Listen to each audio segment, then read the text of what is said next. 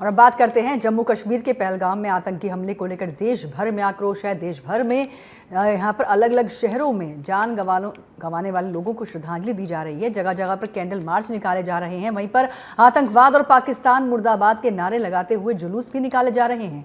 आम नागरिक कहीं ना कहीं पाकिस्तान से बदला लेने की इच्छा जाहिर कर रहा है।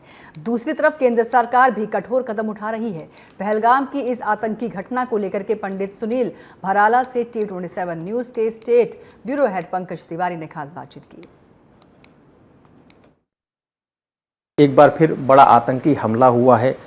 आतंकियों ने इस बार हिंदू मुस्लिम का साफ रूप देखा और दिखाया। वहाँ पे धर्म पूछ करके हिंदुओं को गोली मार दी गई। तमाम तरह की चीज़ें चल रही हैं। केंद्र सरकार ने एक्शन भी लिया है। पाकिस्तान से सारे संबंध तोड़े जा रहे हैं। आपके देखने में इस हमले में क्या कुछ है और सरकार को कैसे एक्शन लेना चाहिए? देखिए पंकज जी, मैं आपको बताना चाहूँगा, जो पहलगाम की घटना है वो बहुत अत्यंत दुखद है और बहुत ही निर्दयी तरीके से उनको गोली मार मार के हत्या की गई है। हमारे हिंदू भाइयों को जो है तड़फा तड़फा करके मारा है। मैं सबसे पहले उन 28 परिवारों को जो चले गए, उन परिवारों के जो शहीद हुए हैं वहाँ पर जा कर के, मैं उनको अपनी भावभीनी श्रद्धांजलि अर्पित करता हूँ। और साथ में मैं उन परिवारों के लिए भी भगवान परशुराम जी से कामना करूँगा कि उनको इस गहरे दुख को सहन करने की शक्ति प्रदान करें भगवान परशुराम जी। दूसरी बात यह है, आपने कहा कि हम क्या करेंगे, हमारी सरकार क्या करेगी।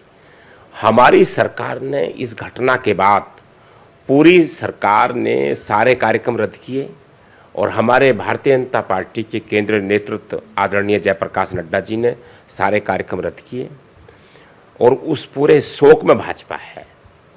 और इसी शोक में हमारे भारत के आदरणीय प्रधानमंत्री श्री नरेंद्र मोदी जी ने एक बड़ा फैसला, जो इतिहास में, आज़ाद भारत में अब तक के इतिहास का सबसे बड़ा फैसला लिया, जो अभी तमाम चीज़ों की सुविधाएं उनकी बंद की गई। सबसे बड़ा फैसला जो सिंधु जल का था देने का, उसको रद्द करना, ये अपने आप में एक बड़ा फैसला है। परंतु इस बड़े फैसले के साथ साथ और जो प्रधानमंत्री जी ने ये बड़े डिसीजन लिए हैं, मैं उनका अभिनंदन करता हूँ, लेकिन इस अभिनंदन पर समझौता नहीं हो सकता। तब तक समझौता नहीं हो सकता जब तक इनकी ईंट से ईंट नहीं बजाई जाएगी। जिन्होंने ये हमला किया है, ये हमला उन 28 पर्यटकों पे नहीं है, भारत माता के उन सपूतों पर हमला नहीं है। ये भारत की आत्मा पर और भारत के उस माथे पर, कश्मीर के अंदर वो हमला है जो पूरे भारत को झकझोर दिया गया है।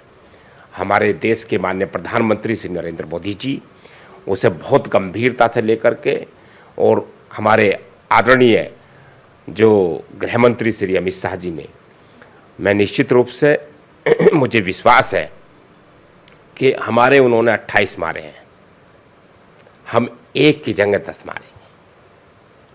एक भी नहीं बचेगा, मिट्टी में मिला देंगे उनको हम इस धरती के जमीन में से खोद के लाएंगे उनको हम। ये बयान नहीं है, ये हमारे सरकार का संकल्प है कि किसी भी कीमत पे वो कहीं भी बच नहीं पाएंगे।